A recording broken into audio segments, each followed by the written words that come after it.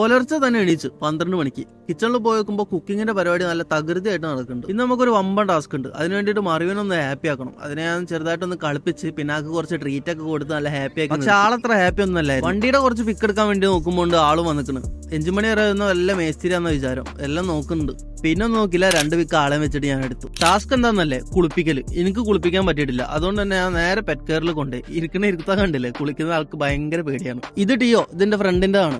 ആക്ക് രോമം വന്നിട്ട് കണ്ണൊന്നും കാണുന്നില്ല. അപ്പൊ ആ രോമൊക്കെ കട്ട് ചെയ്ത് ക്ലിയർ ആക്കാൻ വേണ്ടി കൊണ്ടുവന്നതാണ്. മറിയോ ഒട്ട് ഹാപ്പി അല്ലെങ്കിലും ടിയോ ഭയങ്കര ഹാപ്പിയിലാണ്. കാരണം കണ്ണ് കണ്ടല്ലോ, ഇനി സന്തോഷമായിട്ട് നടക്കും. അവിടെ വീഡിയോ ഒന്നും എടുക്കാൻ പറ്റില്ല. പിന്നെ ടൈം കുറെ ആവും എന്ന് പറഞ്ഞതിനെ കൊണ്ട് നമ്മൾ നേരെ ഇറങ്ങി എന്റെ കമ്പനിക്കാരന്റെ ഷെഡിലോട്ട് പോയി. ഇതാണ് എന്റെ ചങ്ങായിന്റെ V3. ആൾ ഇതിനെ പൂട്ടിയിട്ട് ഗൾഫ് പോയിട്ട് 1.5 വർഷം. അപ്പൊ ഇതൊന്ന് സ്റ്റാർട്ട് ആക്കാൻ വേണ്ടിട്ട് വന്നതാണ്. പക്ഷെ വണ്ടിക്ക് ബാറ്ററി ഇല്ല.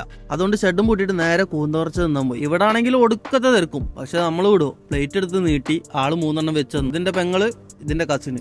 സംഭവം ഹൈപ്പിന് അത്ര ഇല്ലായിരുന്നു, ഓക്കെ ആയിരുന്നു. എന്തായാലും ഈ വീഡിയോ കണ്ടിട്ട് ഇനിയിപ്പോ നോമ്പില്ല വെക്കണ്ട. ഇത് നോമ്പിന് മുമ്പ് എടുത്ത വീഡിയോ ആണ്. ഭക്ഷണം കഴിച്ച് സംസാരിച്ചിരുന്ന ടൈം പോയത് അറിഞ്ഞില്ല. അവിടെ ഒരാൾ കുളിപ്പിക്കാൻ കൊടുത്തിട്ടില്ലായിരുന്നു. ആളെടുക്കാൻ പോണം.